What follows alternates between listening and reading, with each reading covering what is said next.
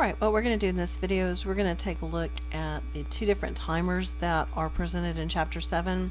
One is a timeout timer that will just fire once and then stop executing code. The other one is the set interval timer, which will allow you to create code that will execute on a time frame that you designate, and then we'll keep doing that until you tell it to stop. So I'm just going to demonstrate a very simple program today to show you how those timers work. In your lab, you will be working with timers to change the quote that you set up as well as the color, and then you'll use the one-shot timer to change the class, the CSS class associated with the paragraphs on your page. So this is a quick overview of how to do this. So the first thing you need is a function that the timer is going to run. So I'm going to come up here in my script tag and I'm going to set up a function. I'm going to name it show text, and I'm going to have a very simple document.write statement, and I'm going to go ahead and put an H1 in that is going to say welcome to the page. Close that H1, close the quotes on that, and then close the parentheses. So that's all our function is going to do.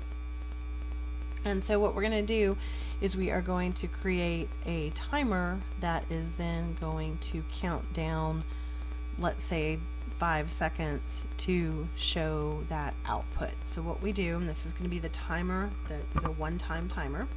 So we're going to var our timer ID.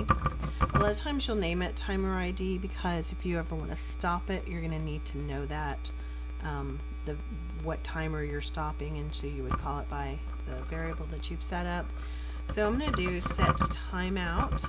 Don't make that a capital O. That's a mistake I make all the time when I'm using the timeout option, is I want to make that a capital O, but it is timeout one word, so just the capital T.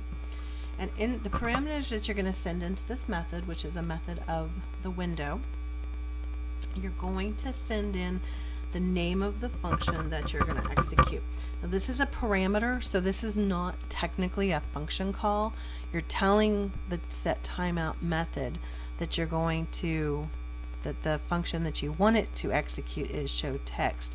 So you send in the name of the function, but you do not put the parentheses here like you would in a normal function call.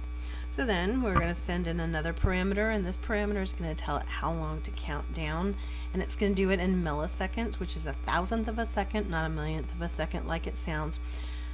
So if you want something to go for 4,000 seconds, I'm sorry, 4 seconds, then you would put in a value of 4,000 here. And that's all you do. You set up the function that's going to be executed by the timer. You create the timer, and you use the set timeout method. You send in what function is going to be executed and on what interval, or what the countdown interval is going to be, in this case 4 seconds. So I'm going to go ahead and save this. I'm going to switch on over to our browser, and I'm going to open up timer 1. So we sit here, we wait 4 seconds, and then welcome to the page appears. So that's not really the most exciting thing in the world, but it shows you how to set up the timer. You can use this for a delay. I believe on your lab you have to forward your user to another page, and you have to give them just a little bit of time to read what is on the page before you send it on, and so you're going to use a timeout for that, as well as changing the class on your text. So that's a one-time firing timer. So I'm going to go back to our code and just show you the difference. Same setup. The only difference is instead of setting a timeout, you're going to set an interval. And what this will do is it'll tell the browser to go find show text, the function, and every 4 seconds rerun that. So what we should do is we should see welcome to the page show up again and again and again every 4 seconds. So we'll save that. We'll go back over here, we'll reload that, and now we wait 4 seconds, and there is our welcome to the page. We wait 4 more seconds, and we should see another welcome to the page, and so forth and so on until the end of time. So that right there are the two timers. You'll use both of them in your lab. You'll use the set interval to constantly refresh the quote in your H1, and then you will use the set timeout for those two other things that I mentioned. So that's your basic intro to timers.